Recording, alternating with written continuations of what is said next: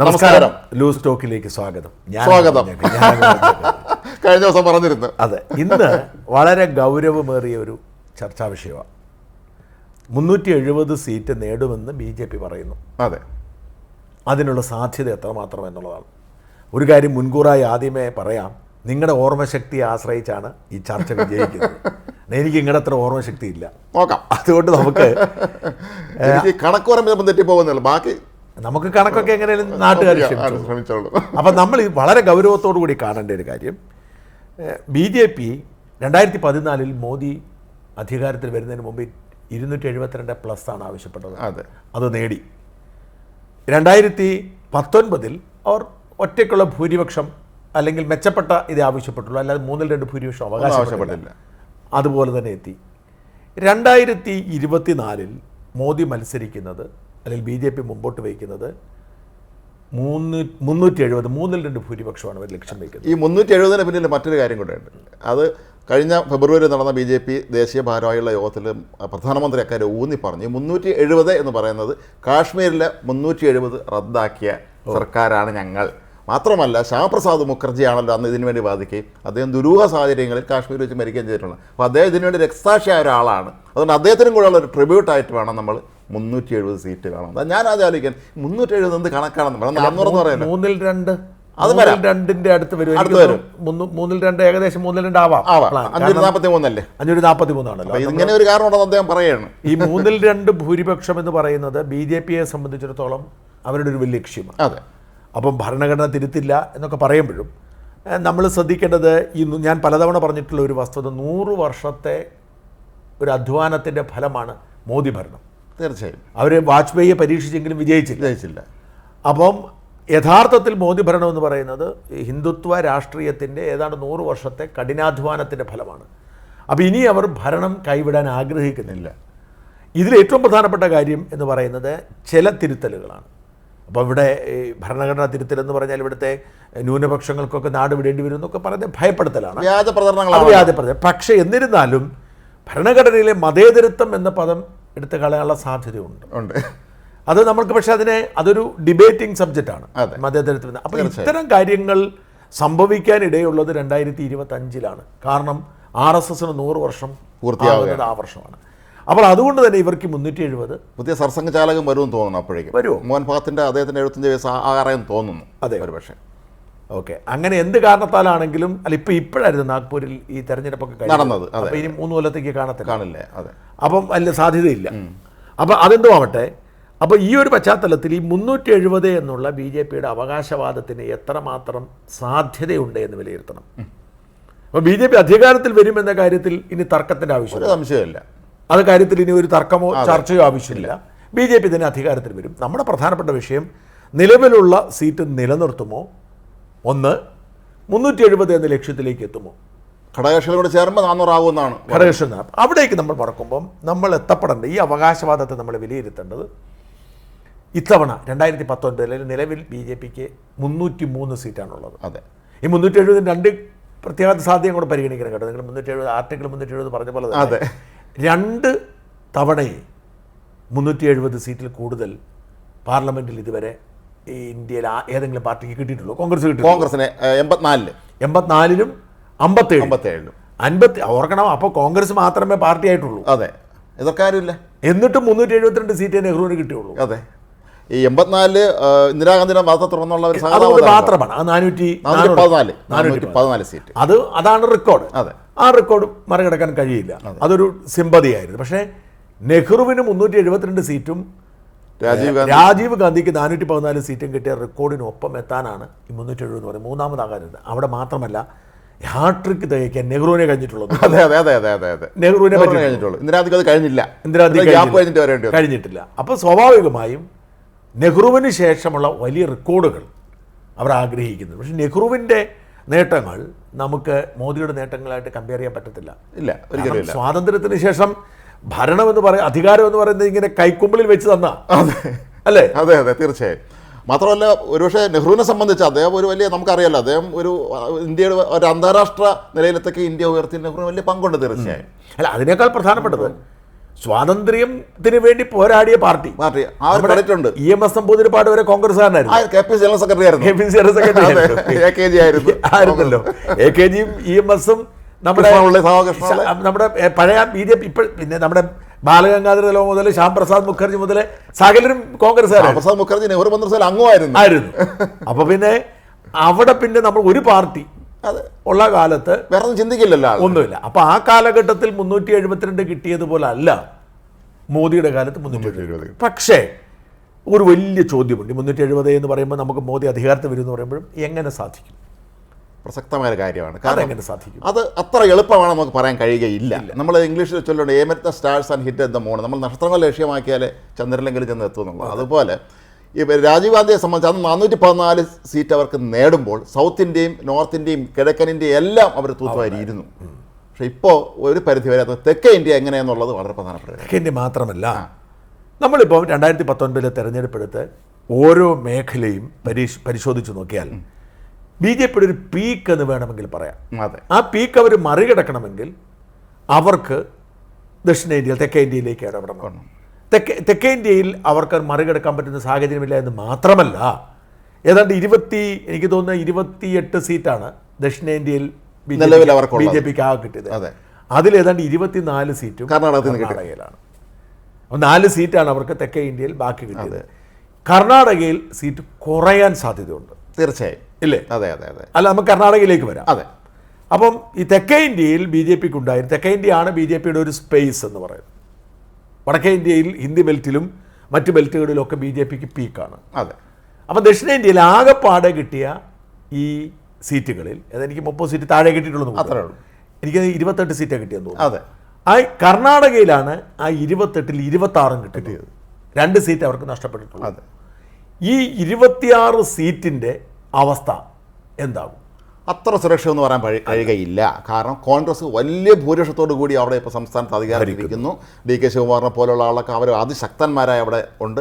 മാത്രമല്ല BJPക്കുള്ളിൽ തന്നെ ഇപ്പോൾ ചില പ്രശ്നങ്ങളുണ്ട്. അവിടെ ശിവപ്പ അദ്ദേഹത്തിന്റെ മകൻ എന്ന് പറഞ്ഞു. ഇന്ന് വേറെ ആരാണ്ടൊക്കെ പോകുന്നു. മാണ്ഡ്യ സീറ്റ് വിഷയം വരുന്നു. അല്ല, നമ്മുടെ എതിരിപ്പില്ല മറ്റേ വരുന്ന സദാനന്ദ ഗൗഡ. അദ്ദേഹം കഴിഞ്ഞ ദിവസം അദ്ദേഹം ഒരു പത്രസമ്മേളനം നടത്തിയവരെ പറഞ്ഞു കോൺഗ്രസിന്റെ സ്ഥാനാർത്ഥിയാവുമെന്ന് പറയുന്നു. അദ്ദേഹം അവിടുത്തെ മുഖ്യമന്ത്രിയായിരുന്ന ആളാണ്, കേന്ദ്രമന്ത്രിയായിരുന്ന ആളുമാണ്. പകുതി മലയാളിയാണ്. അദ്ദേഹത്തിന്റെ അമ്മ കാസർഗോഡ് സ്വദേശിയാണ്. അപ്പോൾ കർണാടക മാത്രം നമ്മൾ എടുക്കുക. കർണാടകയിൽ തന്നെ 28 സീറ്റ് പകുതിയായി കുറഞ്ഞാൽ പോലും അത്ഭുതപ്പെടാൻ. ഇനി പകുതി എന്ന് കൊടുക്കണ്ട. കാരണം ഒരു കാര്യം ശ്രദ്ധിക്കണം. കഴിഞ്ഞ തവണ ലോക്സഭാ തെരഞ്ഞെടുപ്പ് നടക്കുമ്പോഴും BJP ആണ് അവിടെ ഭൂരിപക്ഷത്തിൽ നിൽക്കുന്നത്. അവിടെ BJP ഭരിക്കുക. അതെ, അന്ന് ഭരിക്കുകയാണ്. BJP ഭരിക്കുകയാണെങ്കിൽ പോലും കഷ്ടിയാണ്. അതെ അല്ലേ? ഒരു കഷ്ടി ഭരണമാണ്. അത് തിരിച്ചു മറിച്ചും ആളെ മേടിച്ചു മേടിച്ചവരെ. എന്നിട്ടും അവർ 28ൽ 26 നേടി. അപ്പോൾ ഒരു കാര്യമുണ്ട്, കർണാടകയിൽ മോദിയോടുള്ള ഒരു വികാരവും കേന്ദ്രഭരണത്തോടുള്ള വിശ്വാസവും ഉള്ളത് കൊണ്ട് തന്നെ അവർക്ക് കൂടുതൽ സീറ്റ് കിട്ടാം. പണ്ട് കോൺഗ്രസിന് ഇങ്ങനെ സംഭവിച്ചിട്ടുണ്ടല്ലോ. സംസ്ഥാനം മറ്റു പാർട്ടികൾ ഭരിക്കുമ്പോഴും കേന്ദ്രത്തിൽ ഇലക്ഷൻ നടക്കുമ്പോൾ അതുകൊണ്ട് നമുക്ക് 26 എന്നുള്ളത് 28ൽ 26 എന്നുള്ളത് ഇനിയും 15 or 16 കൊടുക്കാം. അതെ അതെ അതെ. എന്നാലും ഒരു 10 സീറ്റ് വരെ കുറയാനുള്ള സാധ്യത വളരെ കൂടുതലാണ്. അപ്പോൾ ഈ 303 എന്നുള്ള BJPയുടെ സീറ്റ് 293ലേക്ക് മാറിക്കഴിഞ്ഞു. അപ്പം നമ്മൾ ശ്രദ്ധിക്കേണ്ട കാര്യമാണ്. ഇനി ദക്ഷിണേന്ത്യയിൽ മറ്റേതെങ്കിലും സംസ്ഥാനത്ത് നമ്മളിപ്പോൾ കഴിഞ്ഞ പ്രാവശ്യം ഉണ്ടായിരുന്ന 4 സീറ്റ് എന്ന് പറഞ്ഞിരിക്കുന്നത് തെലുങ്കാന. ഇപ്പം തെലുങ്കാനയിൽ 17 സീറ്റായിരുന്നു ആകെ ഉള്ളത്. ഈ 17 സീറ്റിൽ BRSനായിരുന്നു 9 സീറ്റ്, ഏറ്റവും കൂടുതൽ സീറ്റ് കിട്ടുന്നത്. ഇത്തവണ BRSന്റെ സീറ്റ് കുറയും. കവിത അറസ്റ്റിലായത് മാത്രമല്ല പ്രശ്നങ്ങൾ കോൺഗ്രസ് അവരുടെ ഭരിക്കുന്നത്. അപ്പം പക്ഷേ കോൺഗ്രസിന് 3 സീറ്റും BJPക്ക് 4 സീറ്റും ഉണ്ട്. ഓർക്കണം, തെലുങ്കാന പോലുള്ള സ്ഥലത്ത് BJP 4 സീറ്റ് നേടി. അവർക്ക് വലിയൊരു പ്രാതിനിധ്യം അവിടെ ഇല്ല. നിയമസഭയിലൊക്കെ വളരെ കുറച്ചാണ്, കേരളത്തിലുള്ളതിനേക്കാൾ കുറവാണ്. 4 സീറ്റ് നേടി. ആ 4 സീറ്റ് നിലനിർത്താം. അതെ. പക്ഷെ കൂടുതൽ കിട്ടുമെന്ന് ഉറപ്പില്ല. കാരണം 3 സീറ്റ് കിട്ടിയിരിക്കുന്ന കോൺഗ്രസ് BRSന്റെ കുറച്ചുകൂടി സീറ്റ് പിടിക്കാം. അപ്പോൾ തെലുങ്കാനയിൽ ഇനി പിടിച്ചാലും 1 അല്ലെങ്കിൽ 2 അത്രേ ഉള്ളൂ. 4 എന്നുള്ളത് 6 സീറ്റിലേക്ക് ഉയർത്താം. പക്ഷെ അത് പ്രയാസമായിരിക്കും ഞാൻ കരുതുന്നു. അതുകൊണ്ട് എൻ്റെ ഒരു കണക്കുകൂട്ടൽ തെലുങ്കാനയിൽ സ്റ്റാറ്റസ് കോ നിൽക്കുന്ന എന്നുവെച്ചാൽ BRSന്റെ സീറ്റ് കുറച്ച് കോൺഗ്രസ് പിടിക്കാൻ സാധ്യതയുണ്ട്. അതെ. BJP ചിലപ്പോൾ പിടിക്കാം 1-2 സീറ്റ്. പിന്നെ തമിഴ്നാട് കഴിഞ്ഞ തവണ സീറ്റുകളില്ല. അതിന് മുന്നേ 2014 കന്യാകുമാരിയിൽ ജയിച്ചു. കഴിഞ്ഞ അതും കഴിഞ്ഞാണ്. അപ്പം തമിഴ്നാടും കേരളവും BJPക്ക് സീറ്റില്ലാത്ത ഈ രണ്ടിടത്തും വേണമെങ്കിൽ ഓരോ സീറ്റ് പിടിക്കാം. കേരളത്തിൽ 2 സീറ്റ് കിട്ടുമെന്നാണ് കഴിഞ്ഞ ആഴ്ച നടത്തിയ ഇന്ത്യ ടുഡേയുടെ. ഓക്കെ, 2 സീറ്റും തൃശ്ശൂരിനും തിരുവനന്തപുരത്തിനും സാധ്യതയുണ്ട്. നമുക്ക് 1 കിട്ടുമെന്ന് കരുതുക. അതെ, ഒരെണ്ണം കിട്ടുന്നു. തമിഴ്നാട്ടിൽ നേരത്തെ ഒരു സീറ്റ് ഉണ്ടായിരുന്നു. ഇപ്പം മോദിയുടെ വരവും അണ്ണാമലയുടെ ഇടപെടലുണ്ട്. തമിഴിസൈ മറ്റേ അവര് സൗന്ദരരാജൻ അവർ തിരിച്ചു വരുന്നുണ്ട് രാഷ്ട്രീയത്തിലേക്ക്. അതുകൊണ്ട് അവർ വരുന്നുണ്ട് അല്ലേ? അതെ. അപ്പോൾ അതുകൊണ്ട് തമിഴ്നാട്ടിലും 1 അല്ലെങ്കിൽ 2, കേരളത്തിലും 1 അല്ലെങ്കിൽ 2, തെലുങ്കാനയിൽ ആ സ്റ്റാറ്റസ് കോ അല്ലെ 2 എണ്ണം കൊടുക്കും. എങ്ങനെ വന്നാലും ഒരു 4 സീറ്റൂടെ അധികം കിട്ടും. പക്ഷെ അതിലധികം സീറ്റ് കർണാടകത്താവട്ട് പോകും. ഏതായാലും നമുക്ക് ആന്ധ്രയും കൂടെ നോക്കണം. സൗത്ത് ഇന്ത്യ പറയുമ്പോൾ ആന്ധ്ര ഒരു പ്രധാനപ്പെട്ട സംസ്ഥാനം. 25 സീറ്റാണ് ആന്ധ്രയിൽ. 25 സീറ്റ്. ഈ 25 സീറ്റിൽ 22 സീറ്റുകളും കഴിഞ്ഞ തവണ വൈഎസ്ആറിനായിരുന്നു. അതിൽ കുറവ് വരാം തീർച്ചയായും. ആ 22 സീറ്റിൽ പിന്നെ 3 സീറ്റ് എനിക്ക് തോന്നുന്നത് ചന്ദ്രബാബു നായിഡു കിട്ടി. ഇത്തവണ ചന്ദ്രബാബു നായിഡുവും BJPയും തമ്മിൽ സഖ്യത്തിലായി. അതുകൊണ്ട് തീർച്ചയായും അവർക്കൊരു ചെറിയ ഉണർവുണ്ടാവാം. ഒരു പക്ഷേ ഈ പറയുന്ന തെലങ്കാനയിലെയും തമിഴ്നാട്ടിലും കേരളത്തിലുമായി 1ഉം 2ഉം വീതവും ആന്ധ്രാപ്രദേശിലെ ഒരു 3-4 സീറ്റ് കൂടി ഒരു പക്ഷേ അവർ മെയിൻറ്റെയിൻ ചെയ്യാം. അപ്പോൾ അങ്ങനെ ആകുമ്പോൾ നമുക്കൊരു കാര്യം ചെയ്യാം. കർണാടകയിലെ 28 എന്നുള്ളത് ഇത്തവണയും സ്റ്റാറ്റസ് കോയിലേക്ക് കൊണ്ടുവരാം. അതായത് തമിഴ്നാട്ടിലും തെലങ്കാനയിലും കർണാടകയിലും ആന്ധ്രാപ്രദേശിലുമായി ഈ ആന്ധ്രയിൽ നഷ്ടപ്പെടുന്ന കർണാടകയിൽ നഷ്ടപ്പെടുന്ന 10 സീറ്റ് മെയിൻറ്റെയിൻ ചെയ്യും എന്ന് കണക്കാക്കേണ്ടി വരും അല്ലേ? അത് തീർച്ചയായും. അപ്പോൾ നമ്മൾ BJPയുടെ ഇപ്പോഴത്തെ സ്റ്റാറ്റസ് കോഡ് നിൽക്കുക 303 നിൽക്കുക. കാരണം ആന്ധ്രയിൽ ദക്ഷിണേന്ത്യയിൽ വന്നിരിക്കും. ഇനി നമ്മൾ വടക്കേന്ത്യയിലേക്ക് പോവുക. വടക്കേ ഇന്ത്യയിൽ BJP പ്രതീക്ഷിക്കുന്ന ഏറ്റവും പ്രധാനപ്പെട്ട BJPയുടെ ഈ 370 ആത്മവിശ്വാസം ഉത്തർപ്രദേശാണ്. 80 സീറ്റുണ്ട് അവിടെ. 80 സീറ്റുണ്ട്. 61 സീറ്റ് നിലവിലുള്ളൂ. അതിനു മുമ്പ് 73 കണ്ടുണ്ടായിരുന്നു. അപ്പം BJPയെ സംബന്ധിച്ചിടത്തോളം അവരുടെ വലിയ പ്രതീക്ഷ ഉത്തർപ്രദേശാണ്. ഉത്തർപ്രദേശിൽ കഴിഞ്ഞ തവണ ഈ 61 സീറ്റായി അവർ കുറയാൻ കാരണം BSPയും സമാജ്വാദി ഒരുമിച്ച്. എന്ന് മാത്രമേ എനിക്ക് അവിടുത്തെ ഒരു RLD ഒരുമിച്ച് ചരൺ സിംഗിന്റെ മകൻ രാജ് സിംഗ് സ്ഥാപിച്ച പാർട്ടി. ഇപ്പൊ അവരും NDAയിലേക്ക് പോയി. അപ്പോൾ പടിഞ്ഞാറൻ UPയിലും പ്രത്യേകിച്ച് ജാട്ട് ശക്തി കേന്ദ്രങ്ങളിലൊക്കെ തന്നെ അത് BJP ഗുണം ചെയ്യും. തീർച്ചയായും. കർഷക സമരം ബാധിക്കുമോ? തീർച്ചയായും. കർഷകർ ഒരു പരിധി വരെ. പക്ഷേ ജാട്ട് സമുദായം എന്ന് പറയുന്നത് കർഷകരാണല്ലോ അവർ. അപ്പൊ ചരൺ സിംഗിന് ഭാരതരത്നം കൊടുത്തു എന്നുള്ള കാര്യം അവിടെ ഉണ്ട്. അപ്പം അത് ബുദ്ധിപരമായി ചെയ്തു. ചരൺ സിംഗിനെ ഇങ്ങോട്ട് പിടിച്ചു, ആ കർഷക വികാരം തണുപ്പിച്ചു. അങ്ങനെ വരുമ്പോൾ ഞാൻ പറയുന്നത് അപ്പം ഒന്ന് ഈ കോൺഗ്രസിന് 2% വോട്ടേ ഉള്ളൂ. ഈ പലരും ഈ കോൺഗ്രസ് SP സഖ്യം ഭയങ്കര സംഭവം എന്ന് പറഞ്ഞാൽ രസകരമായ കാര്യം, അവസാനം ഇവർ തമ്മിൽ തർക്കം നടന്നല്ലോ. ഇപ്പം കഴിഞ്ഞ നിയമസഭാ ഇലക്ഷന് മധ്യപ്രദേശിൽ സീറ്റ് കൊടുത്തില്ല എന്ന് പറഞ്ഞ് അഖിലേഷ് ഇടഞ്ഞ് പ്രശ്നമായി. അത് കഴിഞ്ഞ് കോൺഗ്രസ് ദയനീയ പരാജയമൊക്കെ വന്നു കഴിഞ്ഞപ്പോൾ അന്ന് അഖിലേഷ് പ്രഖ്യാപിച്ചിരുന്നു കോൺഗ്രസിനെ കാണിച്ചു തരാമെന്ന്. ഇപ്പോൾ ഇലക്ഷനായി പ്രശ്നമായി അവസാനം ഒത്തുതീർപ്പായി. പക്ഷേ ഇതിൽ കിട്ടിയ സീറ്റിൽ ബഹുഭൂരിപക്ഷവും കഴിഞ്ഞ ലോക്സഭാ ഇലക്ഷന് കോൺഗ്രസിന് കെട്ടിവെച്ച കാശ് കിട്ടാത്ത സീറ്റുകളാണ്. അപ്പോൾ അതുകൊണ്ട് ഒരു പ്രയോജനമില്ല. അല്ലെങ്കിൽ തന്നെ കോൺഗ്രസ് 2% വോട്ടാണ്. അതെ. ആ കോൺഗ്രസ് SP സഖ്യം കൊണ്ട് ഒരു നേട്ടം ഉണ്ടാകാൻ പോകുന്നില്ല. നെഹ്റു കുടുംബം അപ്പോൾ അങ്ങോട്ട് തിരിഞ്ഞു നോക്കുന്നില്ല. എന്ന് മാത്രമല്ല അവിടെ സോണിയാഗാന്ധി ഓടി രക്ഷപ്പെട്ടു. രാഹുൽ ഗാന്ധി മത്സരിക്കുമെന്ന കാര്യത്തിൽ ഉറപ്പില്ല. വെല്ലുവിളിക്കാണ് കേന്ദ്രമന്ത്രി. അപ്പോൾ രാഹുൽ ഗാന്ധിയും സോണിയാഗാന്ധിയും മത്സരിക്കാത്തൊരു സാഹചര്യം ഉണ്ടായാൽ, ഇപ്പോൾ നൂപുർ ശർമ്മയാന്ന് തോന്നുന്നു റായ്ബറിൽ നടത്താൻ പോണത്, അങ്ങനെ ഉണ്ടായാൽ ആ സീറ്റ് നഷ്ടപ്പെടാം. ഇപ്പോൾ ഒരു സീറ്റാണ് ഉള്ളത്. ആകെ റായ്ബറേലേ ഉള്ളത്. അപ്പോൾ ആ UPയിൽ ഈ അയോധ്യയുടെ ഇമ്പാക്റ്റ് ഏറ്റവും കൂടുതൽ UPയിലാണ്. ഉറപ്പാണ്.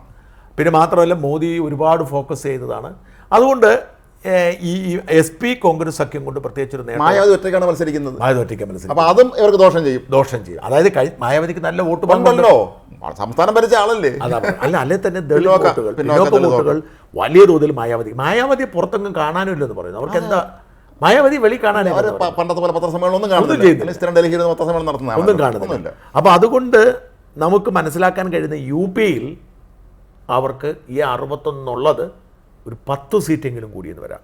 ഒരു കൻഷറാമിന് ഭാരതരത്നം കൊടുക്കുമോ ഇല്ലയോ എന്നുള്ളത് ഈ തെരഞ്ഞെടുപ്പിന്റെ ഫലം അനുസരിച്ച് നമുക്കറിയാം. അതെ.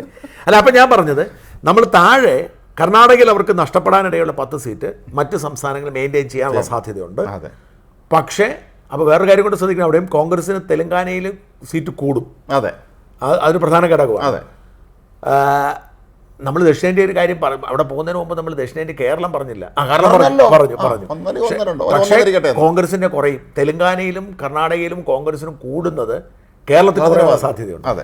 അപ്പം കോൺഗ്രസിന്റെ നില മെച്ചപ്പെടുന്നുണ്ട്, BJP മെയിൻറ്റെയിൻ ചെയ്യുന്നു. കാരണം അവരെ ഈ മറ്റ് യു പി അല്ല, യു പിയിൽ അവർക്കൊരു 10 സീറ്റൂടെങ്കിലും കൂടുതൽ കിട്ടും. അങ്ങനെ വരുമ്പോൾ ഈ 303 എന്നുള്ളത് 313 കൂടി, യു പി കൂടി. അപ്പോൾ നമ്മൾ BJPയുടെ ഒരു 10 സീറ്റ് കൂടുന്നു. ഇനി നമ്മൾ പരിശോധിക്കേണ്ടത് ബീഹാറാണ്. കാരണം ബീഹാറിൽ കഴിഞ്ഞ തവണ എനിക്ക് തോന്നുന്നു BJPയും ഇവർ ഒരുമിച്ച മത്സരം, JDU ആ 39 സീറ്റിൽ അവരേതാണ്ട് 38 നേടി. അതെ, ഒരു സീറ്റും കണ്ട് നഷ്ടപ്പെട്ടിട്ടുള്ളൂ. അതായത് 17 സീറ്റ് BJP നേടി, 16 സീറ്റ് JDU നേടി, 6 സീറ്റ് LJP നേടി, പസ്വാന്റെ പാർട്ടി LJP നേടി. അപ്പം ഇത്തവണ അതിനുശേഷം ആ സഖ്യമൊക്കെ പിളർന്നു. ഇത്തവണ അവർ വീണ്ടും തിരിച്ചു വന്നു. BJP ഒരു സീറ്റ് 17 സീറ്റിൽ തന്നെ ഇക്കുറി മത്സരിക്കുന്നു. 16 സീറ്റിലാണ് അവർ മത്സരിക്കുന്നത്. മറ്റവർക്കും കൊടുത്തിട്ടുണ്ട് 5 സീറ്റ്. പക്ഷേ അവിടെ ചെറിയൊരു പ്രശ്നമുള്ളത്, പസ്വാന്റെ സഹോദരൻ ഉണ്ടല്ലോ, അയാൾ രാജിവെച്ചു അദ്ദേഹം. പക്ഷെ അയാൾക്ക് സ്വാധീനമില്ലാത്തത് കൊണ്ടാവാം അയാൾക്ക് ഒരു സീറ്റും കൊടുക്കാം. മകന് രാജ്യസഭ നേരത്തെ കൊടുത്തു. ചിരാഗ് ആദ്യം പിണങ്ങി, ഇവര് വിലവേശൽ BJP നല്ല പണി കൊടുക്കുന്ന ടീംസാണ്, അറിയാമല്ലോ. നമ്മുടെ ഉദ്ധവ് താക്കറേക്ക് പണി കൊടുത്തിട്ട് ഏക്നാഥ് ഷിൻഡെ പൊക്കിക്കൊണ്ടുപോയി. അപ്പോൾ അതുകൊണ്ട് ഇവരെന്ത് ചെയ്തെന്ന് വെച്ചാൽ അങ്ങനെ പിളർത്തിക്കൊണ്ടുപോയി. പക്ഷെ ചിരാഗിന് കാരണം പിന്നീട് അവർക്ക് കാര്യം മനസ്സിലായി, ചിരാഗിനാണ് പിന്തുണയുള്ളതെന്ന്. പസ്വാന്റെ മകനല്ലേ, പസ്വാന്റെ മകനാണ്. അങ്ങനെ അവിടെ അവർ തിരിച്ചു കൊണ്ടുവന്നെങ്കിലും കോൺഗ്രസും RJDയും തമ്മിലുള്ള സഖ്യം സ്ട്രോങ് ആണ്. അപ്പോൾ നമ്മൾ ഈ BJPക്ക് കഴിഞ്ഞ തവണ മൊത്തം സീറ്റ് കിട്ടിയ ഒരു സ്റ്റേറ്റ് ആണ്. കുറവ് കാരണം RJD ശക്തമായി കഴിഞ്ഞു. അവർ ഭരിക്കുകയും ചെയ്തല്ലോ, പിന്നെയാണല്ലോ അവർ വിട്ടുപോയത്. അതുകൊണ്ട് ഈ പറയുന്ന നേട്ടം 10 സീറ്റിൻ്റെ നേട്ടം അവിടെ ഉണ്ടാക്കുമ്പോഴും അവിടെ ഒരു 10 സീറ്റിൻ്റെ വരെ നഷ്ടം ബീഹാറിലുണ്ടാവാം. കാരണം RJD കോൺഗ്രസ് സഖ്യത്തിന് എന്തായാലും അവിടെ കുറേ സീറ്റ് നേടുപിടിക്കും.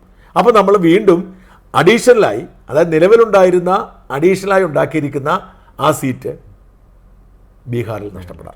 അപ്പോൾ വീണ്ടും BJP പഴയ 303 എത്തുന്നു, 303 305 ഒക്കെ എത്തിയെന്ന് വരാം. ആ ഒരു കാര്യം നമ്മൾ പ്രത്യേകം ശ്രദ്ധിക്കണം. അതുകൊണ്ട് വീണ്ടും ഈ BJPയുടെ പഴയ സ്റ്റാറ്റസ് കോയിൽ നിൽക്കുന്നു. ഇനി നമ്മൾ പോകേണ്ടത് മധ്യപ്രദേശ്, രാജസ്ഥാന്, ഗുജറാത്ത്, ഈ മൂന്നിടത്തും സമ്പൂർണ്ണ വിജയമായിരുന്നു അല്ലേ? അതെ, എല്ലാ സീറ്റും. രാജസ്ഥാനിലും മധ്യപ്രദേശിലും ഓരോ സീറ്റ് നഷ്ടപ്പെട്ടു. ഓക്കെ, ബാക്കി സമ്പൂർണ്ണ വിജയമാണ്. ഗുജറാത്തിലൊക്കെ തന്നെ. അപ്പം BJPക്ക് അവിടെ കൂടുതൽ മെച്ചപ്പെടാനൊന്നുമില്ല, നിലനിർത്തണം അവരുടെ സ്റ്റാറ്റസ് നിലനിർത്തണം. പക്ഷെ ഗുജറാത്തിൽ ആം ആദ്മി പാർട്ടിയും കോൺഗ്രസും തമ്മിൽ സഖ്യത്തിലാണ്. ഇപ്പം നമ്മൾ എന്ത് പറഞ്ഞാലും കോൺഗ്രസിന് BJPയുടെ ഈ എന്താ പറയുന്നത് എല്ലാം ശരിയാക്കി കൊണ്ടുവന്നത് മോദി അമിത്ഷാ ആണെങ്കിലും കോൺഗ്രസ് ഒരിക്കലും ഗുജറാത്തിൽ തകർന്നടിഞ്ഞു പോയിട്ടില്ല. ശ്രദ്ധിക്കേണ്ട കാര്യമാണ്. നമ്മൾ UP കോൺഗ്രസ് പോയി, ബീഹാറിൽ കോൺഗ്രസ് പോയി, തമിഴ്നാട്ടിൽ പലയിടങ്ങളിലും, ദക്ഷിണേന്ത്യയിൽ കർണാടകയിലും തെലങ്കാനയിലും കേരളത്തിൽ ഒഴികെ ബാക്കി എല്ലായിടത്തും പോയി. മഹാരാഷ്ട്ര കോൺഗ്രസ് നാമമാത്രം. പക്ഷേ ഗുജറാത്തിൽ ഒരിക്കലും കോൺഗ്രസ് പൂർണ്ണമായും നശിച്ചു പോയിട്ട് കഴിഞ്ഞ അങ്ങ് നിയമസഭാ തെരഞ്ഞെടുപ്പിൽ ഒപ്പത്തിനൊപ്പതാണ് ഓർക്കണം. മോദിയുടെ ഗുജറാത്താന്ന് ഓർക്കണം. അപ്പോൾ അതുകൊണ്ട് തന്നെ ആം ആദ്മി പാർട്ടിയും കോൺഗ്രസും ഉള്ള സഖ്യം BJPക്ക് കഴിഞ്ഞ തവണത്തെ പോലുള്ള ഒരു ഈസി വാക്ക് ഓവർ, അതായത് മുഴുവൻ സീറ്റും നേടാൻ പോകുന്നില്ല. അപ്പോൾ ഗുജറാത്തിലും നമ്മൾ ഉദ്ദേശിച്ച പോലെ അത്ര 1-2 സീറ്റ് കുറയാം, കൂടാനില്ല. രാജസ്ഥാനിൽ ഇപ്പം BJP തരം കൊണ്ട് മൊത്തം തന്നെ കിട്ടാം. മധ്യപ്രദേശ് BJP തരം കൊണ്ട് മൊത്തം തന്നെ. അവിടെ മാത്രമല്ല, അവിടെ കമൽനാഥ് ആടി നിൽക്കുകയാണ്. കമൽനാഥ് കോൺഗ്രസിൽ പോകുമ്പോൾ BJP നിൽക്കുന്നത് ഇപ്പോഴും ആർക്കും അറിയില്ല. അപ്പോൾ അതുകൊണ്ട് ആ രാജസ്ഥാൻ, മധ്യപ്രദേശ്, ഗുജറാത്ത് എന്ന സ്ഥാനത്തിലെ മുഴുവൻ സീറ്റ് നേരത്തെ കിട്ടിയത് കൊണ്ട് കൂടുതലൊന്നും കിട്ടാനില്ല. 1-2 സീറ്റ് പോവാം. ഇനി പോയില്ലെങ്കിലും, അതുകൊണ്ട് നമുക്ക് പോയില്ല എന്ന് കരുതുക. കാരണം ഗുജറാത്ത് മോദിയുടെ സ്ഥലമായതുകൊണ്ട് പോയില്ല എന്ന് കരുതുക. എന്നാലും സ്റ്റാറ്റസ് കോയിൽ നമുക്ക് എത്താൻ പറ്റും. അല്ല, കുറഞ്ഞു. നമ്മൾ ബീഹാറിൽ സ്റ്റാറ്റസ് കോയിൽ എത്തി 303 നിൽക്കുന്നു. അപ്പം നമ്മൾ അവിടെ പരിശോധിക്കുമ്പോൾ അവിടെയുണ്ട്. പിന്നെ നമുക്കിനി ഏതാ ആ പ്രധാനപ്പെട്ട 3 സംസ്ഥാനം കഴിയുന്നു. ബംഗാൾ, പശ്ചിമ ബംഗാൾ 39 സീറ്റാണോ? 42. 18 സീറ്റ് കഴിഞ്ഞ നമ്മുടെ BJPക്ക് കിട്ടി. 18 സീറ്റ് കിട്ടി. തൃണമൂൽ കോൺഗ്രസ്, അവിടെയാണ് ഈ ചെറിയ മുന്നേറ്റം BJP ഉണ്ടാക്കാം തീർച്ചയായും. കാരണം അവിടെ ഈ സന്ദേശ് ഖാലിയിലെ പ്രശ്നങ്ങൾ മാത്രമല്ല ഈ മമതയുടെ മൊത്തം ഗ്രിപ്പ് നഷ്ടപ്പെട്ടിട്ടില്ലെങ്കിലും BJPക്ക് മുൻതൂക്കമുണ്ട്.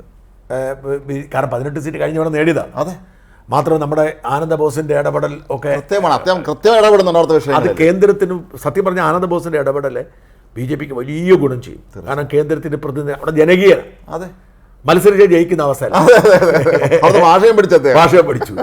അപ്പോൾ അതുകൊണ്ട് ഈ തൃണമൂൽ കോൺഗ്രസിന്റെ ഗുണ്ടാ രാഷ്ട്രീയത്തിനെതിരെ ഒരു വലിയ ഒരു ചർച്ച ഉണ്ടായിട്ടുണ്ട്. ഷാജഹാൻ ഖാൻ ഷാജഹാൻ ഷെയ്ഖ്. അപ്പോൾ അതുകൊണ്ട് അവിടെ CPM-ഉം കോൺഗ്രസും ഇതൊന്നും കാര്യമില്ല, അവർ സഖ്യത്തിലുമല്ല. അപ്പോൾ അതുകൊണ്ട് ഈ 18 സീറ്റ് എന്നുള്ളത് ഒരു 20 22 സീറ്റായി ഉയരാം. ഒരു 4 5 സീറ്റെങ്കിലും ബംഗാളിൽ, അതായത് തൃണമൂൽ കോൺഗ്രസിനേക്കാൾ കൂടുതൽ BJPക്ക് നേടാം.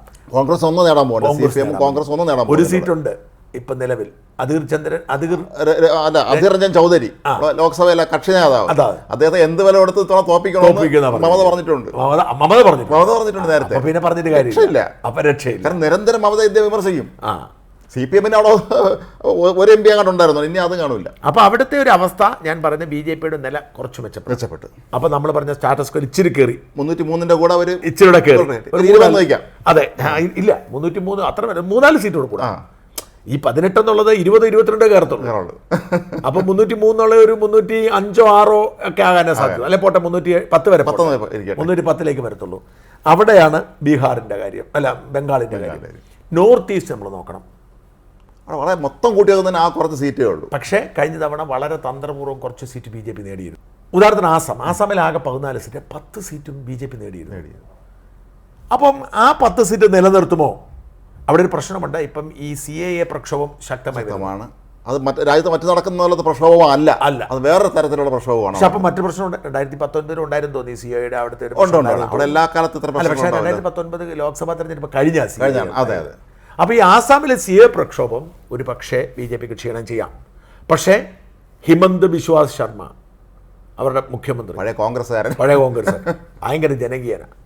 തീർച്ചയായും ഒരുപക്ഷെ വടക്ക് കിഴക്കൻ സംസ്ഥാനങ്ങളെ പ്രതിനിധീകരിച്ചുകൊണ്ട് ഇന്ത്യയുടെ പ്രധാനമന്ത്രി പോലും ആവാം സാധ്യതയുള്ള ആളാണ് ഒരു കുറച്ചു കാലം. അപ്പോൾ അങ്ങനെയെങ്കിൽ ചെറിയ മാറ്റത്തിലുള്ള സാധ്യതയുണ്ട്. വടക്ക് കിഴക്കൻ സംസ്ഥാനങ്ങളിലെ ഈ മാറ്റം പ്രത്യേകിച്ച് ത്രിപുരയിലുണ്ട്. ത്രിപുര 2-3 സീറ്റിലും അതേ ഉള്ളൂ. നമ്മൾ പിന്നെ ഉള്ളതും ഈ ത്രിപുര, മണിപ്പൂർ, മിസോറാം, മേഘാലയ, ഇതൊക്കെ മൊത്തത്തിൽ വടക്കിഴക്കൻ സംസ്ഥാനങ്ങളിൽ മണിപ്പൂർ കലാപവും ക്രിസ്ത്യൻ വോട്ടുകളെ സ്വാധീനിക്കാം. അപ്പോൾ അതുകൊണ്ട് നമ്മൾ വടക്കിഴക്കൻ സംസ്ഥാനങ്ങളെ മൊത്തം എടുത്തു നോക്കിയാൽ കുറവ് വരാനാണ്. നാഗാലാൻഡിലൊക്കെ എല്ലായിടത്തും, മിസോറാമിലും മണിപ്പൂരിലും എല്ലായിടത്തും ചില പ്രശ്നങ്ങളുള്ളതുകൊണ്ട് വടക്കിഴക്കൻ സംസ്ഥാനങ്ങളിൽ അല്പം കുറവുണ്ടാവും. ബംഗാളിൽ ഉണ്ടാവുന്ന ആ നേട്ടം വടക്കിഴക്കൻ സംസ്ഥാനങ്ങൾ ചെറുതായിട്ട് അത്രയും കുറയ്ക്കത്തില്ലെങ്കിലും അതിൻ്റെ പകുതി വടക്കിഴക്കൻ സംസ്ഥാനം കുറവുണ്ടാക്കാം. അപ്പോൾ പിന്നെ നമ്മൾ ഇനി ഏതാ നമുക്ക് പ്രധാനമായിട്ട് നോക്കാം? ഒഡീഷയിൽ BJD അവർ സഖ്യം പ്രഖ്യാപിച്ചില്ല. അപ്പോൾ അവർ തമ്മിൽ സൗഹൃദം ഇരിക്കുന്നിടത്തോളം കാലം പ്രത്യേകിച്ച് നഷ്ടമൊന്നും വരാൻ പോകുന്നില്ല. BJP ബുദ്ധിയുള്ള പാർട്ടി ആയത് കാരണം ഒരു 1-2 സീറ്റെങ്കിലും കൂട്ടിയെടുക്കും. അപ്പോൾ അതുകൊണ്ട് ആ ഒഡീഷയിൽ 1-2 സീറ്റ് കൂടാനാണ് സാധ്യത. ഇനി പ്രധാനപ്പെട്ടത് പഞ്ചാബിൽ എനിക്കത് 13 സീറ്റാണുള്ളത്. അവിടെ 2 സീറ്റ് മാത്രമായിരുന്നു BJPക്ക് ഉണ്ടായിരുന്നത്. 8 സീറ്റ് കോൺഗ്രസിനായിരുന്നു. ഇവിടെ ഈ 2019 ലോക്സഭാ തെരഞ്ഞെടുപ്പിന് ശേഷം കോൺഗ്രസ് നിശേഷമില്ലാതായിപ്പോയി. സകലവാരും പാർട്ടി വിട്ടുപോയില്ല, BJP പോയി. അപ്പോൾ ഈ 8 സീറ്റ് കോൺഗ്രസിന് ഒന്നുപോലും കിട്ടാത്ത സാഹചര്യം ഉണ്ടാവാം. തീർച്ചയായും ആം ആദ്മി പാർട്ടി. അപ്പം ആം ആദ്മി പാർട്ടിയും കോൺഗ്രസും തമ്മിൽ അവിടെ സഖ്യമില്ലതാനും. ഡൽഹിയിലേ ഉള്ളൂ, പഞ്ചാബിലില്ല. അപ്പം ഈ ആം ആദ്മി പാർട്ടി അവിടെ കുറേ സീറ്റ് പിടിക്കുകയും കോൺഗ്രസ് നഷ്ടപ്പെടുകയും ചെയ്യാം. ഈ വിടവിലൂടെ അകാലത്തിലുമായിട്ട് വീണ്ടും സഖ്യത്തിലാണ്. അപ്പോൾ ഈ വിടവിലൂടെ BJP 2 എന്നുള്ളത് 3 4 ആക്കിയാലും അത്ഭുതപ്പെടേണ്ടതില്ല. അപ്പോൾ നമ്മൾ ഈ പറഞ്ഞ മുമ്പ് സൂചിപ്പിച്ച ഒഡീഷയിൽ കൂടിയതുപോലെ നേരിയ വർധനവ് ഇവിടെയുണ്ട്. അപ്പോൾ നമുക്ക് അതെല്ലാം കൂടെ കൂടി 310 312 എത്തിക്കാം, 310 എത്തിക്കാം.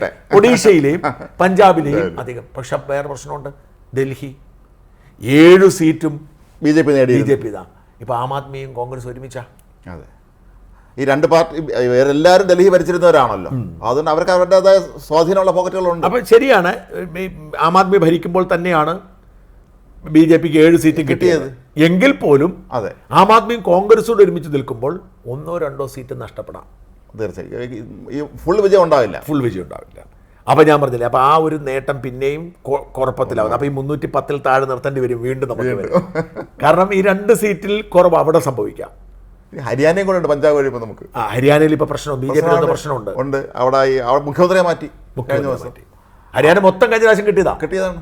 അവിടെ കർഷക സമരവും ഹരിയാനക്കാരാണല്ലോ അവിടെ ഈ 1-2 സീറ്റ് കുറയാം. ചെറിയ സ്റ്റേറ്റ് ആണെങ്കിൽ ചെറിയ സ്റ്റേറ്റിൽ ഒരു സീറ്റെങ്കിലും കുറയാം. അപ്പോൾ ഇനി നമ്മൾ മഹാരാഷ്ട്രയിലേക്ക് പോകാം. മഹാരാഷ്ട്ര BJPക്ക് ഒരുപാട് സീറ്റ് കിട്ടിയത്, 23 സീറ്റ് കഴിഞ്ഞ പ്രാവശ്യം കിട്ടി. അതെ, പക്ഷേ ശിവസേനയുമായിട്ട് സഖ്യത്തിലായിരുന്നു. അതെ, ഇപ്പോൾ ശിവസേന 2ആയി, NCP 2ആയി, കോൺഗ്രസിലെ ചവാൻ ഒക്കെ പോയി, അശോക് ചവാൻ പോയി. അപ്പോൾ ഈ ഒരു അവസ്ഥയുണ്ട്. അപ്പോൾ അവിടെ ഈ ശിവസേനയും BJP ഒരുമിച്ച് നിന്നാൽ നമ്മൾ കരുതിയത് പോലെ തന്നെ 23-18 കിട്ടും. അത് ഇത്തവണ ഉണ്ടാവത്തില്ല, ശിവസേനയുടെ ഭാഗപ്പെട്ട്. അതുകൊണ്ട് BJP ഇത്തവണ മഹാരാഷ്ട്രയിലും സീറ്റ് കുറയും, ഉറപ്പാണ്. നമ്മളെ BJPക്ക് തന്നെയായിരിക്കും മുൻതൂക്കം. പക്ഷേ 23 എന്നുള്ളത് ഒരു 17-18 പോയാലും അത്ഭുതപ്പെടേണ്ടതില്ല. കാര്യം അവർ തട്ടിമുട്ടി എല്ലാവരും കൂട്ടിച്ചേർത്ത് നിർത്തുന്നുണ്ട്. അങ്ങനെ നിർത്തിയാലും 23 കുറയാം. അതല്ല എന്ത് തോന്നുന്നു? തീർച്ചയായും പഴയ അവസ്ഥ അല്ലല്ലോ ഇപ്പോഴും. പഴയ അവസ്ഥയല്ല.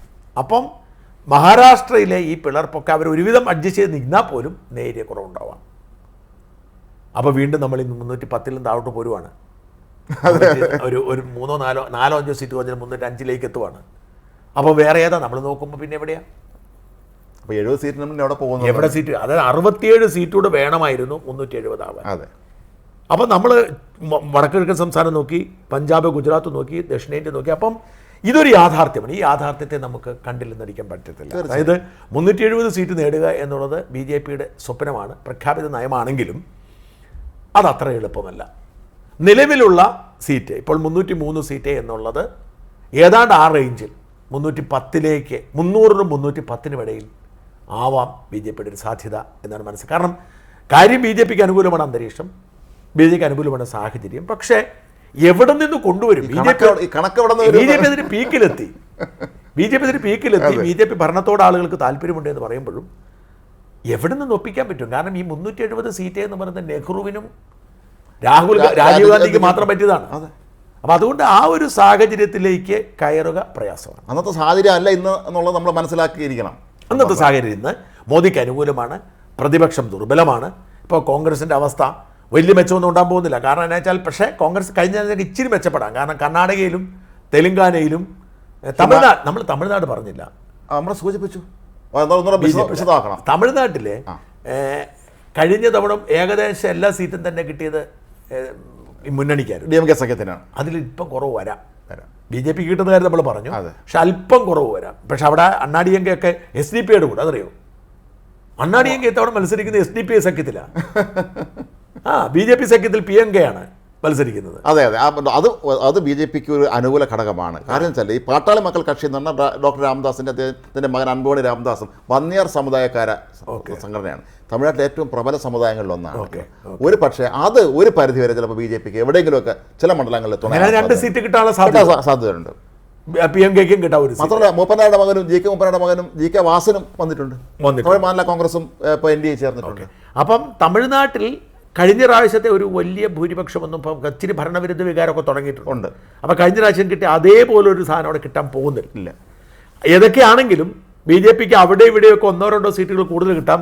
ഞാൻ മനസ്സിലാക്കുന്നത് ഈ ഉത്തർപ്രദേശിലും ബംഗാളിലും മാത്രമാണ് BJPക്ക് സീറ്റ് കൂടുതൽ കിട്ടാനുള്ള സാധ്യത. സ്റ്റാറ്റസ് കോ നിലനിർത്താൻ താഴോട്ട് പോയി. കർണാടകയെ കുറയാം, മഹാരാഷ്ട്രയെ കുറയാം, ഒഡീഷയിലൊക്കെ. അപ്പോൾ ഇച്ചിരി കൂടാ ഒഡീഷ കിട്ടാം. പക്ഷേ അതിന് കാര്യമാണ്. അപ്പം കാര്യമായ നേട്ടമുണ്ടാകാൻ ഉത്തർപ്രദേശ്, ഇപ്പം BJP കൂടുതൽ കിട്ടാനുള്ള ഉത്തർപ്രദേശ്, ബംഗാള്, ഒഡീഷ, തെലുങ്കാന ഒക്കെ ചെറിയ മാറ്റങ്ങൾ ഉണ്ടാവാം. പഞ്ചാബിൽ വലിയ സ്വാധീനമുള്ള പാർട്ടിയല്ല BJP, എങ്കിൽ പോലും ചെറിയ മാറ്റം ഉണ്ടാവാം. പക്ഷേ ഡൽഹിയിലെ, തെലുങ്കാനയിലെ, കർണാടകയിലെ, ആന്ധ്ര കിട്ടാം, കർണാടകയിലെ, പിന്നെ എവിടെയാണ് അങ്ങനെ പല പലയിടങ്ങളിലും ബി ജെ പിക്ക് സീറ്റ്. ഇവിടെ വേറൊരു സാധ്യത കാണുന്നത് ബി ജെ പി അല്ല, ബി ജെ പിയുടെ ഘടകകക്ഷികളുണ്ടല്ലോ, അവർക്കൊരു പക്ഷേ പല സ്ഥലങ്ങളിലും സീറ്റുകൾ കൂട്ടാൻ സാധ്യത ഉണ്ടാകാം ഇത്തവണ. ഒരു ഉണ്ടാവാം, പ്രാദേശിക പാർട്ടികൾ എങ്കിൽ പോലും ബി ജെ പിക്ക് ഒറ്റയ്ക്ക് നമ്മൾ ഈ പറഞ്ഞ കണക്കിലേ നിൽക്കാൻ പറ്റും. 370 സീറ്റ് ബി ജെ പിക്ക് ഒറ്റയ്ക്ക് പറ്റില്ല. ഇപ്പോഴും ഘടകകക്ഷിക്കൊക്കെ കൂടി നമ്മൾ അത്രയൊക്കെ ഉണ്ട്. അതെ, പക്ഷേ അവർക്ക് മറ്റേ ജനതാദൾ ബി ജെ ഡി പോയതുപോലുള്ള അതെ അതെ അതെ ഉള്ള സംഘടന അവരുടെ പിന്തുണയുണ്ട്. അപ്പോൾ അതുകൊണ്ട് 370 സീറ്റ് എന്നത് ഒരു അതിര് കടന്ന സ്വപ്നമാണ്. 2/3 ഭൂരിപക്ഷം എന്നത് ഒരു അതിര് കടന്ന സ്വപ്നമാണ്. ബി ജെ പി സ്റ്റാറ്റസ് കോ നിലനിർത്താം, ഒരുപക്ഷെ 310 വരെ പോവാം. അതെ, അത് താഴെ പോയി ഒരു 300 വരെയായി താഴുകയും ചെയ്യാം. ഒരു 300-നും 310-നും ഇടയിലാണ് ബി ജെ പിക്ക് ഇത്തവണ സാധ്യത. ഇപ്പോഴത്തെ കണക്കനുസരിച്ച് രാഷ്ട്രീയമാണ്, തെരഞ്ഞെടുപ്പാണ്, ഇലക്ഷനാണ്, ഏത് സമയത്തും ഇനി ഒരുപാട് സമയമുണ്ട് തെരഞ്ഞെടുപ്പ്. എന്തായാലും ബി ജെ പിക്ക് തന്നെയാണ് ഭരണം, അത് ഉറപ്പ്. പക്ഷേ 2/3 ഭൂരിപക്ഷം അല്ലെങ്കിൽ 370 സീറ്റ് എന്നത് ഒരു ദിവാസ്വപ്നമായി അവശേഷിക്കുക. അതിനുള്ള സാധ്യത ഇല്ല. അത് ബി ജെ പിയുടെ കുഴപ്പമല്ല, രാജ്യത്തിൻ്റെ അവസ്ഥ അങ്ങനെയാണ്, പാർട്ടിയുടെ അവസ്ഥ അങ്ങനെയാണ്. നമസ്കാരം.